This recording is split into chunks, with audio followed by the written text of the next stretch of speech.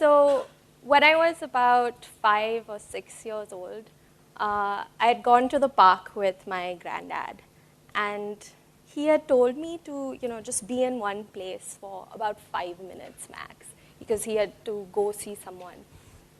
And of course, I didn't listen. I tried to go find him, and basically, I got very lost. And this is in Bombay, right? It's 6 or 7 in the evening. It's peak traffic hour. There are people everywhere, and I'm starting to panic. And I have this very vivid memory of me telling myself, okay, you can't cry, you can't seem like you're helpless, so you can't ask anyone for help, you just have to figure this out. And I'm 5, so I'm assuming people think it's a little strange that this tiny girl is very determinedly marching in a straight line. I have no idea where I'm going. And eventually someone did stop me and ask if I needed help, and I got to call my dad and very calmly inform him that, yes, I am lost.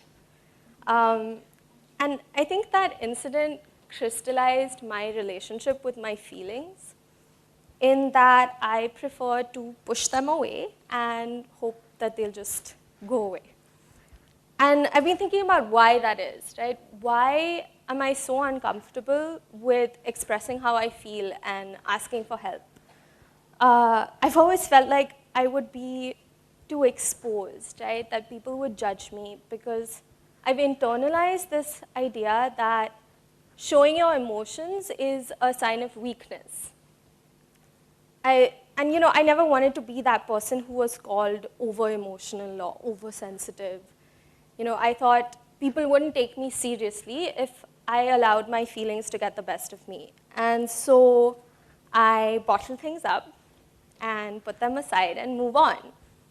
And I think that's how we've all been conditioned, right? Emotions have always been this negative thing. It's a character flaw. And I think a lot of this is tied into toxic masculinity that has always coded feelings as expressly feminine.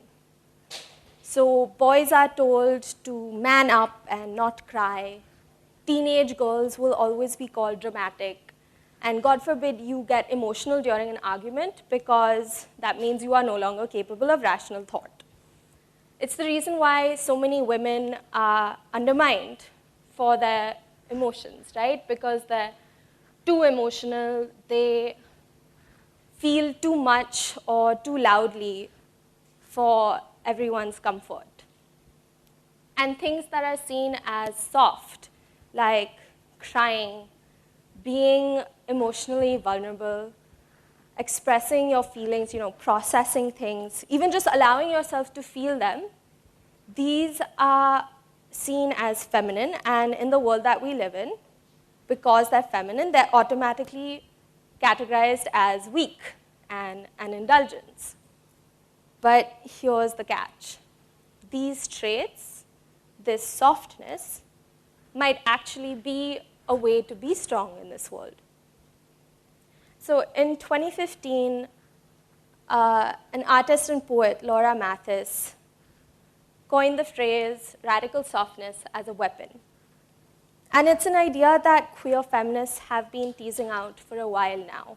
On their blog, Mathis relates their work to the Audre Lorde quote that caring for myself is not self-indulgence, it is self-preservation.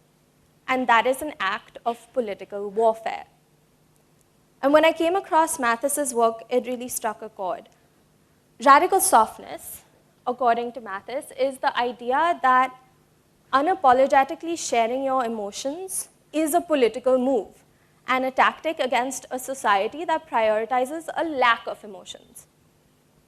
Essentially, it's about shifting how we orient ourselves, right? From a place of defensiveness and impenetrability to a stance of openness and vulnerability.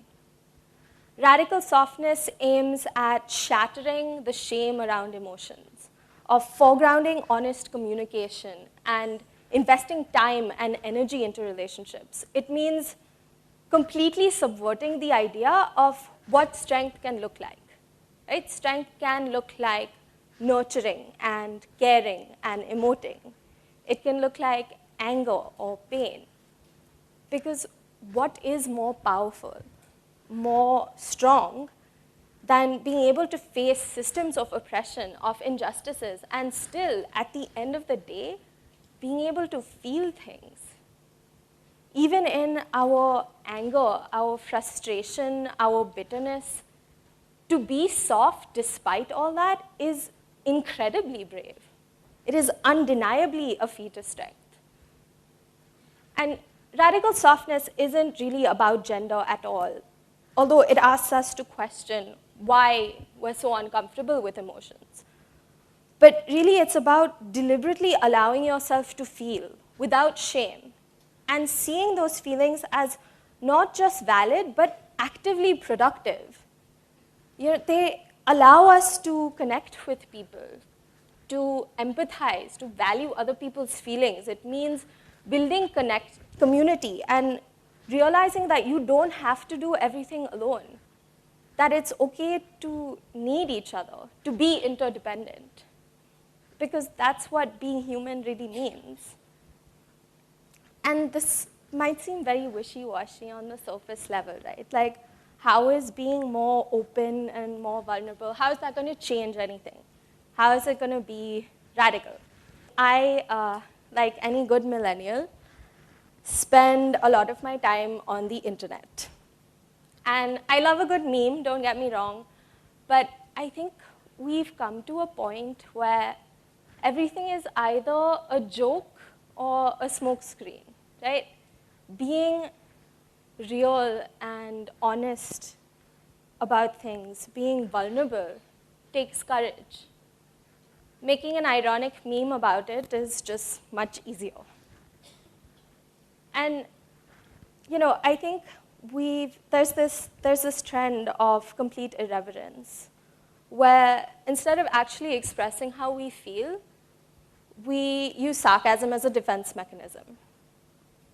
And meme culture favors this. It favors irony and emotional detachment.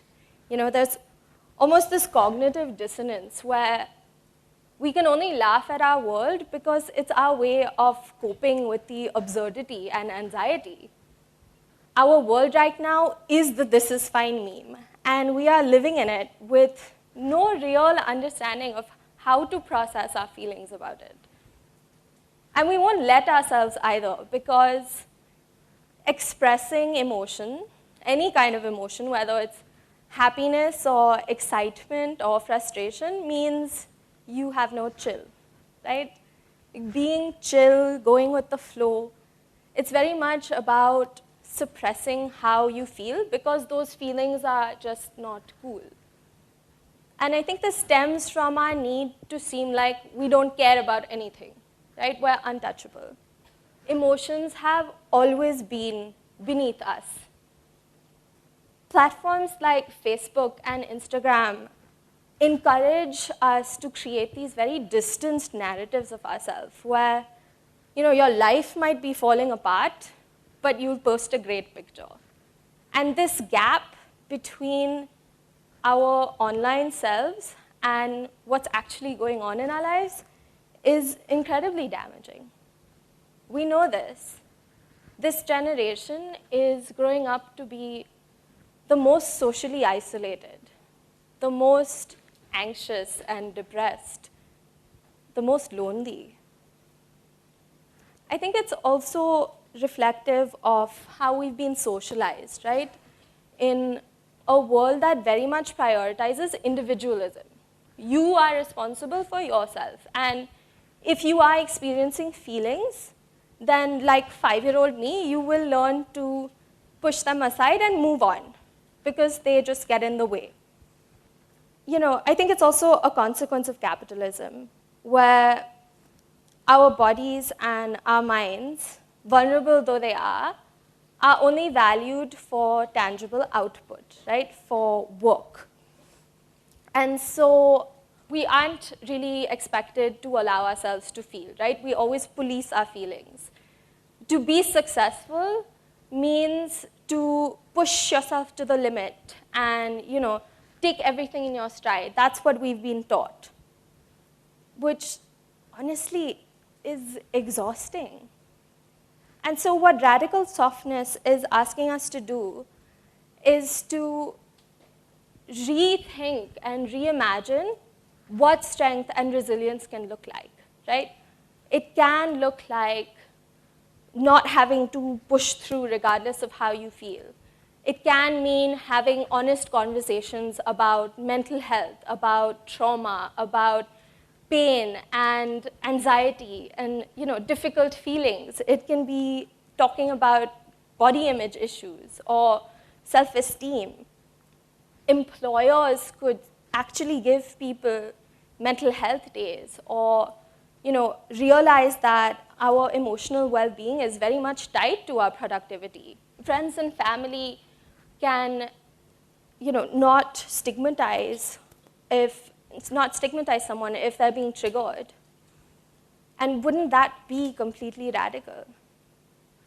And I think there has been a cultural shift towards softness, where we do have popular culture reflecting this idea that we need each other, right? They're embracing a very defined portrayal of emotionality and of vulnerability. People like Alok Ved Menon, a spoken word artist and writer, is reflecting this idea that softness is very much political and very much a sign of strength. In their social media posts, they often detail the kind of gender violence and harassment that they face, online and offline. And they don't have to do this. Alok could very well put up photos of glossy magazine shoots, but they choose to also show this, to show pain.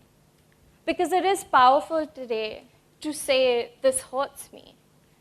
It means that people who might have had similar experiences can connect with it. It allows others to see the consequences of actions. It allows us all to be fully human. The shift towards radical softness means replacing self-reliance with community and connection. It means an entirely anti-capitalist move where we prioritize care.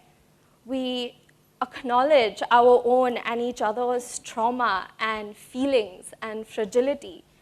And we see power in them to push us to change things, to question and challenge systems of oppression, to bear witness to each other's humanity, and to have the strength, the collective strength, to agitate for change. Because we are nothing without each other. We cannot win alone. So be tender, be intimate with your friends and family. Don't mask your flaws or fears. Be searingly honest, aggressively vulnerable, and dangerously soft. Thank you.